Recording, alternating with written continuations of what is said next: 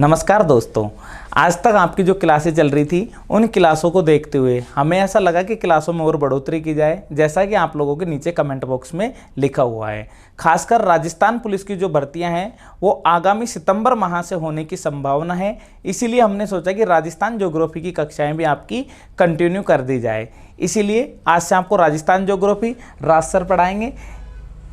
राज sir का अपने engineers classes channel में हार्दिक स्वागत है। धन्यवाद सर। हेलो मित्रों, नमस्कार। द इंजीनियर्स क्लासेज में आपका स्वागत है। मैं राज यादव आपको यहाँ पर राजस्थान का भूगोल का अध्ययन करवाऊँगा। मित्रों, मैं आशा करता हूँ कि आप सभी सुरक्षित और स्वस्थ होंगे, क्योंकि इस समय हमें सुरक्षित रहना बहुत ज़रूरी है। राज्य सरकार के आदेशों का पालन करें और अपने आप को जो इस समय अध्ययन जो आपकी अध्ययन बाधित हो रहा है, इस अध्ययन को लगातार रखें, क्योंकि आने वाली जो प्रतियोगी परीक्षाएं हैं, आगामी प्रतियोगी परीक्षाओं में आपको सफल होना बहुत ज़रूरी है। और आगामी प्रतियोगी परीक्षाओं में सफल होने के लिए आपको लगातार अध्ययन करना भी बहुत ज़रूरी है। आप ये ना माने कि आपकी छुट्टियां चल रही हैं, तो मित्रों लगातार आप अध्ययन करते रहें और अध्ययन के साथ में आने वाली प्रतियोगी परीक्षाओं में जो किस प्रवृत्ति के प्रश्न पूछे जाते हैं, कैसी प्रवृत्ति प्रश्नों की होती है, इन प्रश्नों को जरूर आप देख लें। चलिए, मैं आज से आपको बताने वाला हूं कि भूगोल विषय में किस प्रकार के प्रश्न आपसे पूछे जाने वाले हैं और भूगोल विषय में प्रश्नों को हल किस प्रकार से करते हैं और कैसे कैसे प्रश्न हमें भूगोल विषय में देखने को मिलते हैं। प्रश्नों की प्रकृति भूगोल में किस प्रकार से होती है और हम किस प्रकार से भूगोल के प्रश्नों को बहुत ही आसान तरीके से हल कर सकते हैं, ये सब मैं आपके सामने बताने वाला हूँ। तो मित्रों, आज हम शुरू करने वाले हैं यहाँ पर राजस्थान का भूगोल और राजस्थान के भूगोल का राजस्थान का भूगोल। मित्रों, राजस्थान का जो भूगोल है, यहाँ से प्रश्नों की प्रवृत्ति कैसी होती है और किस प्रकार के प्रश्न आपसे परीक्षा में पूछे जाते हैं, इन सभी प्रश्नों का मैं आपके सामने चर्चा करने वाला हूँ। देखिए, सबसे पहले हम भूगोल के बारे में अगर बात करें, मैं एक बात बताना चाहूँगा आपको कि जो भूगोल विषय हम पढ़ रहे हैं, इस भूगोल विषय में सबसे पहले हम किस प्रकार की रणनीति के तहत पढ़ेंगे। एक रणनीति जरूर आपकी होनी चाहिए। रणनीति से ही आप किसी भी जो है परीक्षा में सफल हो सकते हैं। क्या रणनीति हमारी यहाँ पर रहेगी, इस रणनीति की मैं आपके सामने चर्चा करना चाहूँगा कि आप किस रणनीति से अपनी प्रतियोगी परीक्षाओं में तैयारी करें और सफलता प्राप्त करें। तो देखिए मित्रों, हम बात करना चाहेंगे यहाँ पर कि सबसे पहले हम बात करेंगे कि कोई भी जो है टॉपिक हम पढ़ रहे हैं, कोई भी टॉपिक जो हम यहाँ पर अध्ययन कर रहे हैं, उस टॉपिक को अध्ययन कर लेंगे सबसे पहले क्लास में। उसके बाद में मित्रों हम बात करना चाहेंगे कि उसके जो बहुविकल्पी प्रश्न हैं, उन बहुविकल्पी प्रश्नों को हम यहाँ पर बात करना चाहेंगे, क्योंकि बहुत ज़रूरी है मित्रों बहुविकल्पी प्रश्न आपके सामने आना। अगर आप बहुविकल्पी प्रश्नों को नहीं देख पाएंगे कि कैसे प्रश्न, हम किस प्रवृत्ति के प्रश्नों को हम यहाँ पर हल करेंगे, तो वहाँ से आप प्रश्नों की प्रवृत्ति को नहीं समझ पाएंगे। तो बहुत ज़रूरी है जो भी आप टॉपिक पढ़ रहे हैं उसके साथ में बहुविकल्पी प्रश्नों को आपको हल करना बहुत ही ज़रूरी है मित्रों। तो प्रत्येक टॉपिक के साथ में हम बहुविकल्पी प्रश्न हल करेंगे। जैसे भी टॉपिक हमारा पूरा होगा, अगली क्लास में जस्ट उसके साथ में ही हम उस टॉपिक के बहुविकल्पी प्रश्न पूछे गए प्रतियोगी परीक्षाओं के और बहुत महत्वपूर्ण जो प्रश्नोत्तरी होगी वहाँ पर हम चर्चा करते रहेंगे। और इसके साथ में ही हम बहुत सारे जो एग्जाम में आए हुए प्रश्न हैं उनके भी यहाँ पर साथ में चर्चा करते रहेंगे। हम मित्रों बात करना चाहें सबसे पहले यहाँ पर भूगोल के संदर्भ में, तो भूगोल जो है, इस भूगोल की उत्पत्ति के बारे में मैं यहाँ पर बात करना चाहूँगा। सबसे पहले कि भूगोल जो शब्द है, देखना चाहेंगे हम, ये जो मित्रों भूगोल शब्द है, इस भूगोल की अगर हम बात करेंगे तो एक है भू और एक है शब्द गोल। सामान्य भाषा में हम बात करें तो भू यानी होता है पृथ्वी या धरातल, ठीक है। भू यानी पृथ्वी, यानी सामान्य भाषा में पृथ्वी क्या है, गोल। हम कह सकते हैं पृथ्वी क्या है, गोल है। लेकिन अगर इस भूगोल शब्द की उत्पत्ति के बारे में मित्रों हम बात करना चाहें कि इस शब्द की उत्पत्ति किस प्रकार से हुई है, तो देखिएगा उत्पत्ति के बारे में हम यहाँ से बात कर सकते हैं। सबसे पहले हम बात करना चाहें तो जो ग्रीक भाषा है, और ग्रीक भाषा जो है मित्रों, और ग्रीक भाषा का शब्द था जियो प्लस ग्राफी। जियो प्लस ग्राफी, जियो प्लस ग्राफी, इन शब्दों से मिलकर जो है भूगोल शब्द की उत्पत्ति हुई थी, जियो प्लस ग्राफी। देखिए, हिंदी में हम बात करना चाहें मित्रों इन शब्दों की, तो जियो का अर्थ हो जाएगा यहाँ पर पृथ्वी और ग्राफी का अर्थ हो जाता है यहाँ पर वर्णन करना, ठीक है। जियो का अर्थ होता है पृथ्वी और ग्राफी का अर्थ होगा वर्णन करना। यानी हम बात करना चाहें कि भूगोल का जो शाब्दिक अर्थ होगा, या जो ज्योग्राफी है, जो जियो प्लस ग्राफी है, इसका शाब्दिक जो अर्थ होगा वो शाब्दिक अर्थ मित्रों क्या होगा? पृथ्वी का वर्णन करना। हम पृथ्वी का वर्णन करना से संबंधित किसका ले रहे हैं यहाँ पर? भूगोल। भूगोल का जो अर्थ हम सीधा सा स्पष्ट कर सकते हैं कि पृथ्वी का वर्णन करना। हम भूगोल में अब बात करेंगे कि भूगोल में हम कहाँ का भूगोल पढ़ रहे हैं। जैसे हम पढ़ने जा रहे हैं राजस्थान का भूगोल, तो राजस्थान के धरातल का वर्णन करना। देखिए जरा, परिभाषा के रूप में अगर मित्रों हम भूगोल की बात करना चाहें तो परिभाषा सीधी सी हम ये कह सकते हैं कि भूगोल है जो भूतल का विज्ञान है। क्या है? भूतल का विज्ञान है। भूगोल को कहा जाता है भूतल का विज्ञान। देख लीजिएगा, भू यानी होगा यहाँ पर धरातल। भू यानी क्या होगा मित्रों? धरातल होगा। भू यानी पृथ्वी और तल यानी धरातल। भू यानी होगा पृथ्वी और तल यानी होगा धरातल। हम सीधा सा कह सकते हैं पृथ्वी का जो धरातल है इसका विज्ञान क्या है? भूगोल है। पृथ्वी के धरातल का विज्ञान ही क्या है? भूगोल है। क्योंकि इसमें पृथ्वी के जो विभिन्न स्वरूप हैं, पृथ्वी के विभिन्न स्वरूप जैसे पर्वत है, पठार है, नदियां हैं, मैदान हैं, इन पृथ्वी के विभिन्न स्वरूपों का हम लक्षणों के आधार पर अध्ययन कर पाते हैं। लक्षण और वितरण यानी उनके लक्षण के आधार पर और उनके वितरणों के आधार पर हम अध्ययन कर पाते हैं। यही क्या हमारा भूगोल है। जैसे मैं राजस्थान के भूगोल के संदर्भ में इसको लेने चाहूँ परिभाषा को कि हम पृथ्वी के जो है बात कर रहे हैं विभिन्न स्वरूप, तो राजस्थान के विभिन्न स्वरूप जो होंगे, पर्वत, पठार, मैदान, नदियाँ, जैसे राजस्थान का सबसे ऊंचा पर्वत है तो गुरु शिखर है। इसका वितरण कहाँ पर पाया जाता है? तो माउंट आबू सिरोही में। ये इसका वितरण बता रहा है। तो वहाँ की जो राजस्थान का धरातल, इसकी विशेषताएं, किस प्रकार की विशेषताएं यहाँ पे पाई जाती हैं, ये सारी चीज़ें हम किसमें जो मित्रों अध्ययन करेंगे? भूगोल के अंतर्गत अध्ययन करेंगे। ये एक सामान्य सी परिभाषा हम भूगोल के बारे में कह सकते हैं। चलिए हम बात करना चाहेंगे मित्रों कि जो भूगोल है, और इस भूगोल में आज सबसे पहला हम टॉपिक लेना चाहेंगे जहाँ से बहुत प्रश्न प्रतियोगी परीक्षाओं में, 1 या 2 प्रश्न प्रतियोगी परीक्षाओं में बहुत ज़्यादा जरूरी है, जहाँ से पूछे गए हैं, तो इसको पढ़ना बहुत ज़्यादा आवश्यक है।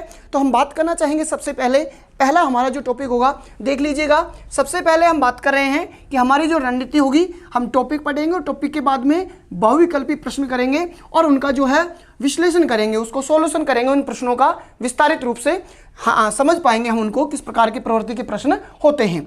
भूगोल के बारे में हम बात करें कि भू प्लस गोल यानी पृथ्वी क्या है? गोल। सामान्य अर्थों में हम उत्पत्ति की बात करें तो ग्रीक भाषा का जो है जियो प्लस ग्राफी है, और पृथ्वी का वर्णन करना हम सीधा सा कह सकते हैं इसका शाब्दिक अर्थ। और मित्रों हम बात करना चाहें परिभाषा के रूप में तो पृथ्वी का जो धरातल है इसके विभिन्न जो स्वरूप हैं और इसके विभिन्न स्वरूपों के बारे में अगर हम अध्ययन कर रहे हैं तो यही क्या है मित्रों? भूगोल कहलाता है, पृथ्वी के विभिन्न स्वरूप जो हैं। चलिए हम आज के टॉपिक में बात करना चाहेंगे मित्रों हम राजस्थान का नामकरण। जब हम राजस्थान का भूगोल पढ़ रहे हैं तो सबसे पहला टॉपिक हम बात करेंगे यहाँ पर राजस्थान का नामकरण, कि हमारा जो वर्तमान राजस्थान बना है ये किस किस प्रकार से बना है और हमारे राजस्थान को प्राचीन समय में किन किन नामों से संबोधित किया गया था और कौन कौन व्यक्ति थे जो हमारे राजस्थान को अनेक नामों से संबोधित कर चुके हैं। वहाँ पर उन प्रश्नों की हम उनकी बात करते हैं। तो सबसे पहला टॉपिक हम राजस्थान के भूगोल में लेना चाहेंगे मित्रों, राजस्थान का नामकरण। राजस्थान का नामकरण। हाँ जी, राजस्थान के नामकरण के बारे में मित्रों सबसे पहले अगर हम बात करना चाहें कि यहाँ पर तो एक शब्द आता है ब्रह्मावर्त। एक शब्द आता है, सबसे जो पहला नामकरण में शब्द आएगा मरुकांतर। क्या आएगा मित्रों? सबसे पहला शब्द आता है एक मरुकांतर। मरुकांतर शब्द की अगर हम बात करें मित्रों, क्या प्रश्न यहाँ से पूछा जा सकता है? तो मरुकांतर शब्द के बारे में पूछा जा सकता है कि इसका प्रयोग किसके लिए हुआ था? तो मित्रों प्रयोग हुआ है भूभाग के लिए। किसके लिए हुआ है? भूभाग के लिए इसका क्या हुआ है? प्रयोग हुआ है। हम बात करना चाहें मरुकांतर शब्द का उल्लेख कहाँ मिलता है? तो उल्लेख मिलता है मित्रों रामायण में। किस में मिलता है? रामायण में इसका उल्लेख मिलता है। और रामायण की रचना किसने की थी? वाल्मीकि ने। यहाँ पर इस शब्द का उल्लेख मिल पाता है। पहला शब्द परीक्षा में बहुत बार पूछा जाता है कि राजस्थान के लिए सर्वप्रथम जो शब्द प्रयोग में लिया गया था वो कौन सा शब्द प्रयोग में लिया गया था सर्वप्रथम?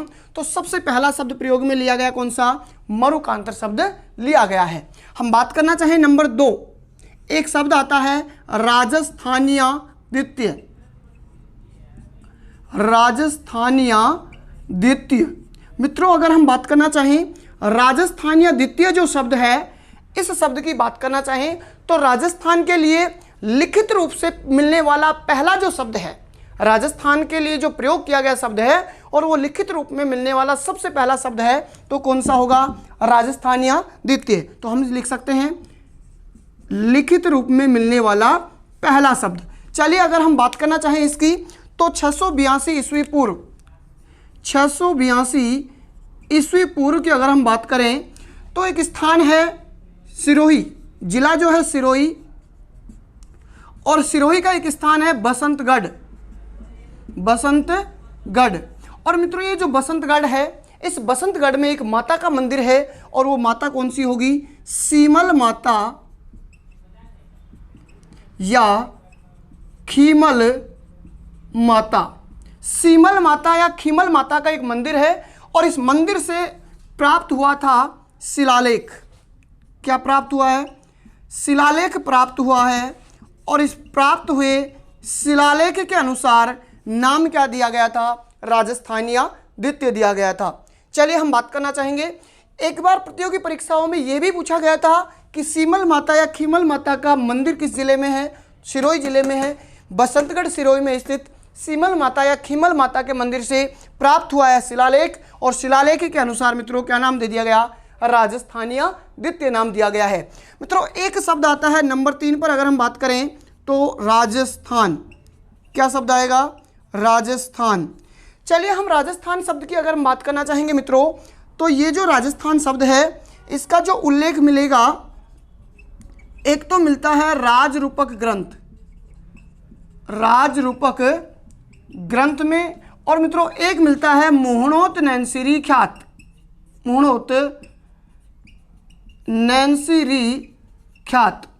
इन दोनों ग्रंथों में मिलने वाला जो राजस्थान शब्द है, इस राजस्थान की मित्रों अगर हम बात करना चाहें, देखिए प्रतियोगी परीक्षाओं में किस प्रकार का प्रश्न पूछा जाता है? पूछा जाता है कि राजस्थान में भूभाग के लिए जो राजस्थान शब्द सर्वप्रथम दिया था, भूभाग के लिए वो किसने दिया? तो मित्रों कर्नल जेम्स टोड ने दिया है। हम बात करने वाले हैं आगे।